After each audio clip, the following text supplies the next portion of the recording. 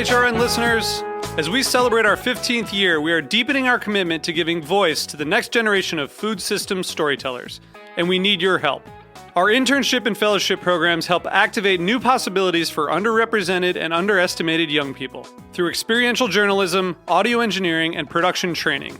Through these unique programs, HRN helps food equity stewards build essential workforce readiness skills that expand their potential and foster economic mobility. Please consider supporting these critical programs. And with a minimum donation, you can be entered to win a dinner for two at an amazing restaurant in one of 8 cities and tickets to a concert at a great venue in one of those cities. We have incredible partners across the country who have donated, as they also share our passion for helping to educate the next generation of food systems storytellers. Check out heritageradionetwork.org/15 to donate and enter to win today. That's heritageradionetwork.org/15 to donate and enter to win today. And make sure you donate before March 31st. Thank you. Hello, this is Dana Cowin, and you are listening to Heritage on Tour on Heritage Radio Network. You may know me as the host of Speaking Broadly, which is a podcast where I interview extraordinary women on their ride to success, their struggles, their challenges, and all of the joys along the way. But today, I'm investigating another set of joy. I am reporting from Japan instead of Roberta's. I took this trip to have a taste of Japan, and one of the most extraordinary tastes I had was at a temple 2 hours west of Tokyo. The temple is called Kasuisai, and it's a place you can visit for lunch, you can take classes, and you can be present for prayers. So you can go to eat, but you can also find inner peace. I took along with me an extraordinary guide, Shima Pezeu. So, Shima, welcome to the show. Hi, Dana. So, tell me, what is the name of the Tenzo at this phenomenal temple, and what is his role there? So, his name is Taigen Koganeyama, and he's the head chef of the kitchen, which means he's in charge of everything related to food in the temple. Okay, so calling him a chef actually maybe is a disservice to his role because it's anything that has to do with the food at all. And he's also a Zen priest. So what can you tell us about a Shojin meal? Shojin cuisine has been developed by Buddhist monks in Japan as a vegetarian way of cooking since they don't eat any meat or fish. And they have some characteristics like the rules of 5. Okay, I want to hear. What are the rules of 5? It's like a guidelines, They're not strict rules, but you follow these guidelines. And first you have the 5 different tastes, which are sour, salty, sweet, bitter, and spicy. So spicy, that's interesting because I've always heard that umami was the 5th taste. But is that not the case in Buddhist cuisine? Well, we wouldn't even mention umami because it's supposed to be in any decent Japanese meal. So it's not actually just the monks who don't talk about umami. It's the Japanese in general because you're like, you got it, guys. We always have umami. Exactly. But then the Zen Soto sect has a 6th taste, which the others don't have, and they call it tan. And it's like the essence of the produce itself. Okay, so what are the other guidelines? Then you have the 5 colors you should put in a meal, which are red, green, yellow, black, and white. And anything else? And then the 5 techniques of cooking: raw, steamed, stewed, fried, and grilled. Okay, so you talk about it as a guideline, but how rigid are these guidelines? Does every single meal that you eat in a temple literally have to have, I don't know, this matrix of 15? Well, it's supposed to be the best way to cook in a Shojin style, but of course it's hard to follow the rules strictly. So they just do their best to stay close to an idea of balance and harmony in the meal according to the seasons and the produce you get each day. So it's actually pretty flexible. Like to me, it sounds quite strict, but I think you're saying that there's an enormous amount of flexibility built in. And so what is the mindset of a temple chef? I mean, now I understand sort of the rules, but what is the emotion behind it? What's the philosophical point of view? So they define it using an expression which is kishin, daishin, roshin, meaning the 3 hearts a person who cooks should have. It means you should cook with joy, cook with generosity, and cook also as if you were the mother of the ones you're serving the meal. So that's the big heart. Exactly. That sounds like a big responsibility. Yes, because he is in charge of not only feeding everyone living in the temple, but health also is very important since they have quite a tough life in the temple, so they should always stay healthy, never be sick. So always keep a good balance in each meal. He said that they used to, long ago, give the young monks only a bowl of rice in the morning. Right. But over time, that changed. Why did that change? Because you can't focus on your practice as a monk if you only have one meal a day. So from the Edo period, the 17th century, they added a dinner. A light dinner, of course, but yet now they have 2 meals a day. And I think it's called a medical meal. Because the good excuse was to say that you need to take dinner to sustain your health in a better way. So taking care of the health of the community, including the monks, is very important for the chefs. Mm-hmm. And showing up to cooking with a big heart is also important, right? It's important to have that as part of the food. But some young cooks might not have that, right? Like, what happens if a young monk is cooking and they're like angry at the food, or they had a bad day? Like, does that ever happen at the temples? It is not supposed to happen because their daily practice is like brushing your teeth or cleaning the temple or eating. Everything is considered as a practice. So cooking is also seen as a practice for these young monks. So if you have a good practice, you're able to cook the same meal, whatever your anger, your sadness, or your fatigue. Something that I learned was that you should never be influenced by what you eat. And what that means is you shouldn't be excited when something looks good. You shouldn't be sad when something looks bad. Every single part of a meal is equally important and should be embraced equally. And for me, as something of a food critic in my past life, I find that difficult because part of the role is to say, this doesn't taste good, this does taste good, and separating those things out. Right. But in fact, that there's no place for that in the temple cuisine. No, because everything you receive is a gift of life, and the person who prepares the food prepares it always with care and love. So it's meant to be received with love. Exactly. Every grain of rice. And there's also a notion of no waste, right? Right. If you have a radish, for example, you should use every single part of it, from the leaves to the peel to the roots. Now, in the States, we have what we call root to top cooking. So it's a trendy way to say you should use every single part of a vegetable. But, you know, being here in Japan and realizing how honored and long-standing this tradition is, it makes me feel foolish that, you know, that once upon a time in Food and Wine magazine, when I was there, I was proclaiming it to be a big trend.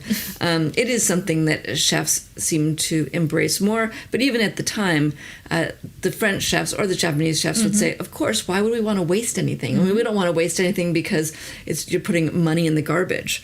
There are even chefs who would go through the garbage and pull things out and say, why did you do this? You know, we can make stock with this. Yeah. We can make, at the very least, we could make compost with it. So the no waste is an important tenet here, and it's an important tenet as we try to feed 10 billion people in the future. Right. Well, let's just take a quick break now that we sort of understand the underpinnings of this Shojin cuisine. And when we come back, we're going to talk about the specifics. We're going to hear about this extraordinary meal that you and I got to share. And we get to see how the colors, the techniques, and the tastes all come to play in one amazing meal. So stay with us. Hey, this is Katie Mosman-Wadler. I'm the Executive Director of Heritage Radio Network, and I wanted to say thanks for listening to the only pizza-powered radio station in the entire world. For a decade, HRN has broadcast live from 2 shipping containers inside Roberta's Pizza in Bushwick, Brooklyn, telling the most entertaining and educational stories about food and drink across 35-plus weekly shows. HRN has made it this far thanks to the support of listeners like you. If you like what you hear, show us some love by going to heritageradionetwork.org/donate. With your help, HRN will be able to keep the lights on, the mics hot, and the pizza coming for the next 10 years of food radio. Welcome back. This is Dana Cowin, and you are listening to Heritage on Tour. I'm reporting live from Japan, where I've just had the most incredible experience of temple cuisine. With me today is my extraordinary guide, Shima Pezeu, and we're going to talk about a meal that we had at a beautiful temple sitting in a tatami room just a few steps away from a gigantic Buddhist kitchen. Shima, that was such an amazing meal. Have you ever had a meal like that before? Well, I had meals at temples, but usually they would be blunt, tasteless, and very healthy, but not really exciting. Okay, well, this meal was not like that at all. You got us prepared. I mean, we both had 2 layers of socks, thanks to you, because you brought me an extra pair of socks, and we were ready to sit on the floor, but instead, the temple was ready for us. They had a little chair and a little desk. I felt like I was back in kindergarten. And instead of having like a little pencil desk set, there was 2 levels of lacquer trays, a higher one and a lower one. And on each tray were lacquer bowls. And the lacquer bowls included all the beautiful dishes. Can you tell me about the Tenzo? He's known far and wide for his cooking. Why is that? Because usually, as I said, Shojin cuisine is supposed to be rather boring and blunt. Yet this chef, he makes the best out of these rules of 5 to really bring a variety of textures, flavors, and colors in a Shojin meal. Because you should always keep a peaceful and serene heart without being excited or depressed, always keep a... So in this case, the notion is that if you eat something that has very strong flavors, like a garlic or a scallion or an onion, it would be a distraction. Exactly. So the Soto sect doesn't use onion, garlic, and scallions. And what is the Tenzo's approach to cooking? So he's always very focused, as we saw in the kitchen, because he said that being focused on what you're actually doing is also a way of practice, and it's very important in your daily life. Right. I think he said if you're not able to concentrate, you've lost everything. So he's quite serious when he's cooking. That also seemed the key, the moment when I thought, I think I should stop talking to him because he's trying to concentrate. Right. And he was making a bun with red bean paste. What's that bun called? Manju. It's a typical Japanese sweet. And then he steamed it right there so we had a snack, which was so thoughtful of him because we were standing watching him cook for about an hour or so. And I had asked whether there's ever any humor in the temple cuisine, and he said pretty straightforwardly, no, there really is no humor. It's just not about that. But he did say that personally, sometimes if he wasn't cooking for the temple and he was cooking at home or with friends, he might sort of toss a joke into the food, like making those buns except with mustard. Right. And only one bun with mustard. So some person, instead of getting red bean, would have their mouth on fire. Right. That was part of his charm. He has such a great personality. And I think people come from all around to try his food, not only because it has flavor, but because he has an enormous personality. And at the same time that you get to try the food, you sort of partake of his philosophy in life. So our meal had probably, 10, 12, 15 different preparations. And I thought that we could just talk through them and talk about the technique and the color and how those ideas came to life in our meal. My favorite was the tempura. When the Tenzo was in the kitchen, he was standing in front of a gigantic vat of boiling oil with one hand behind his back and very long chopsticks in his other hand. And he would put the vegetables in the oil, and then he turned them. And I thought he did it with such rhythm and such a sense of peace that I could intuitively understand how this was a practice. Getting the vegetable cooked to the exact right consistency without burning, without having the oil bubble too much. And then he set them on a rack to let the oil drip off. And then the tempura itself was a tour through the garden. Maitake mushrooms, which were very recently picked. I think that was my favorite. A big green asparagus, cooked and warm but still crunchy. I also loved the raw course, which had a tomato of the most vibrant red. It was almost blue. It was so red. And a cucumber that was about the size of my thumb with tiny little slits. I think the slits are there to make it juicy and easy to eat. And that also was sort of an explosion of cucumber flavor in my mouth.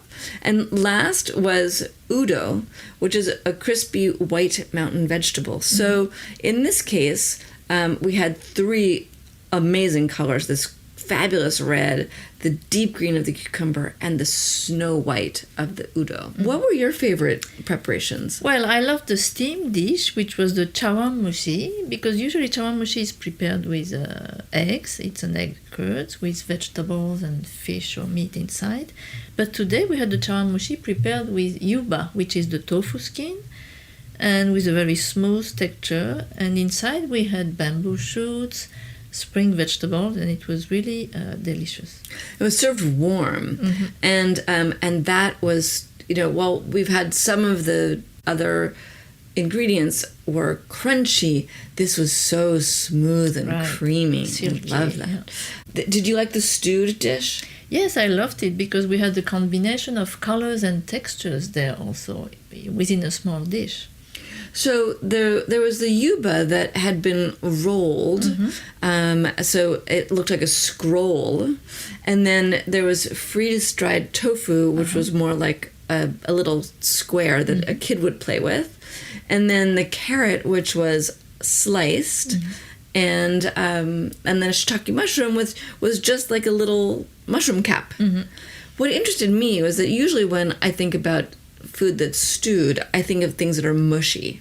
But these were stewed in that they were probably cooked together, but in the bowl, you could appreciate the beauty and the shape and the color and the texture of each individually. So it really was a challenge to my notion of what stewed is.